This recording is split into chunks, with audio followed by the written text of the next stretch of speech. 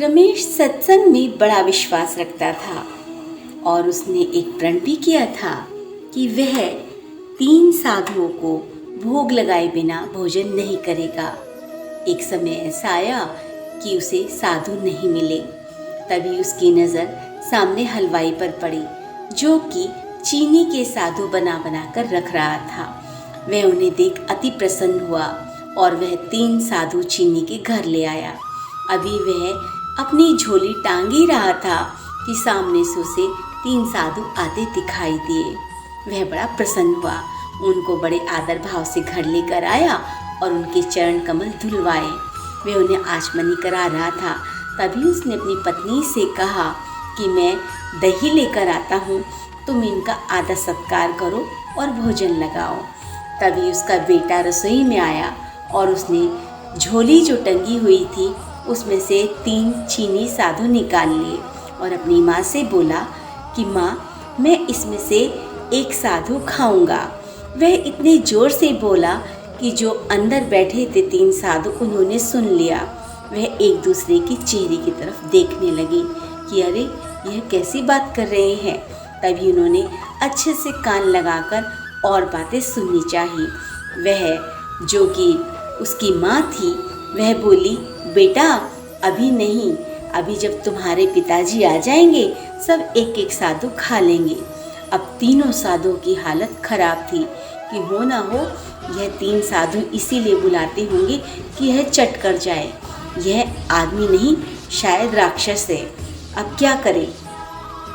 उनमें से एक साधु लघु शंका के बहाने बाहर चला गया, दूसरा हाथ धोने के बहाने और तीसरा अपनी पोथी ढूंढने के बहाने। तीनों साधु सर पर पैर रखकर भागने लगे।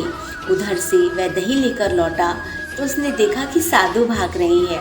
वह जोर से चिल्लाया, अरे कहाँ जा रहे हो? बिना भोजन किए कैसे जा सकते हो? हम तीनों सुबह से भूखे हैं, ऐसा मत करो। अब तो उनकी हालत और भी खराब थी।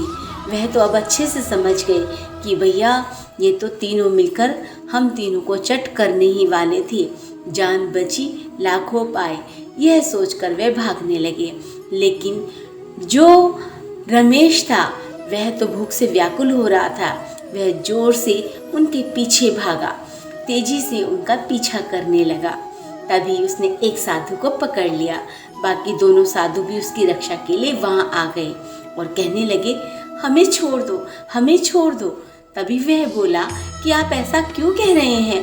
बिना भोजन करे क्यों जा रहे हो? तब साधु ने कहा, भैया आप हमें क्यों खाना चाहते हो? हम तो पहले से ही भूखे हैं, तुम हमें क्यों खाना चाहते हो?